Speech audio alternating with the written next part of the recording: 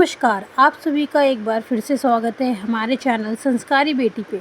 ओम नमो भगवते वासुदेवाय नमः। भगवान श्री कृष्ण और महाराज युधिष्ठिर के बीच में अत्यंत ही महत्वपूर्ण संवाद हो रहा था। युधिष्ठिर महाराज भगवान श्री कृष्ण से पूछते हैं, हे पुरुषोत्तम, आपकी दया से मैंने देवसेनी एकादशी के महत्व को जाना। अब कृपा करके आप मुझे सावन माह के कृष्ण पक्ष की एकादशी के बारे में के विषय में बताएं। युधिष्ठिर महाराज का प्रश्न सुन भगवान श्री कृष्ण मुस्कुराए और उत्तर दिया, हे राजन, एक समय जीवों के कल्याण के लिए नारद मुनि ने यह प्रश्न अपने पिता ब्रह्मा जी से किया था। ब्रह्मा जी ने उन्हें जो वर्णन किया वह मैं आपको कहता हूँ, ध्यान पूर्वक सुनिए।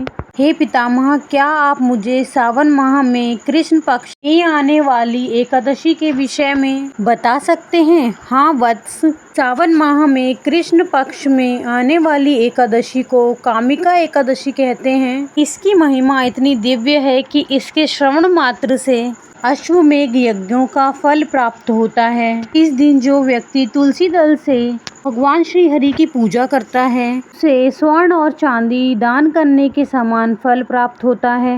कामिका एकादशी के दिन तुलसी पूजन का विशेष महत्व है। इस दिन भगवान केशव को नव अंकुरित अर्पित करनी चाहिए। जो व्यक्ति ऐसा करता है वह अपने पूर्व और वर्तमान के सभी पापों से मुक्त हो जाता है। अब मैं तुम्हें कामिका एकादशी की एक पौराणिक कथा सुनाता हूँ, ध्यानपूर्वक सुनो। एक समय धर्मध्वज राजा की पुत्री के रूप में तुलसी जी अवतरित हुई थी।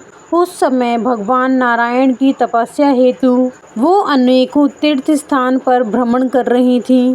तब गंगा जी के तट पर उन्हें भगवान श्री कृष्ण के ध्यान में मग्न श्री गणेश जी को देखा। अत्यंत सुंदर पीताम्बरधारी, शुद्ध और ध्यानमग्न गणेश जी को देखकर तुलसी जी उन पर मोहित हो गई और उन्होंने उनसे विवाह करने की अपनी इच्छा उनके समक्ष प्रकट की। तपस्या भंग होने पर भगवान श्री गणेश बोले, हे देवी, आप कौन हैं? आपके आगमन का यहाँ क्या कारण है? क्या आप नहीं जानती कि तपस्वियों का ध्यान भंग करना पापजनक होता है? तब तुलसी जी ने कहा, मैं राजा धर्मध्वज की कन्या हूँ और योग्य पति प्राप्त करने हेतु यहाँ तपस्या करने आई हूँ। आपको देखकर मैं आपसे आकृष्ट हूँ और आपसे विवाह करना चाहती हूँ। तब गणेश जी बोले, हे देवी, मेरी आपसे विवाह करने की कोई इच्छा नहीं है। कृपा करके आप मुझसे अपना ध्यान हटाकर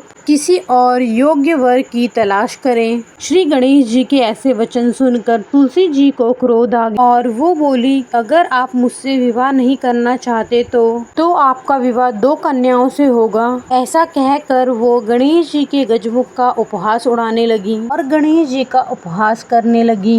तुलसी जी का यह रूप देखकर गणेश जी ने उनको श्राप दिया, हे देवी, मैं आपको श्राप देता हूँ, आप असुर पत्नी बनोगे और उसके बाद एक वृक्ष बन जाओगी। अब यह सुनकर तुलसी जी को अपनी भूल का आभास हुआ और वह गणेश जी से प्रार्थना करने लगी कि वह अपना श्राप वापस ले लें। तब गणेश जी बोले, हे देवी, तुम भगवान नारायण की प्रिया बनोगी। समस्त मनुष्यों के लिए किया गया तुम्हारा द्वारा पूजन लाभकारी होगा, परंतु मेरे लिए तुम हमेशा त्यागी रहोगी। इसके बाद आगे चलकर तुलसी जी शंखचूड़ की पत्नी बनी। भगवान नारायण की प्रिया तुलसी के पौधे के रूप में प्रकट हुई।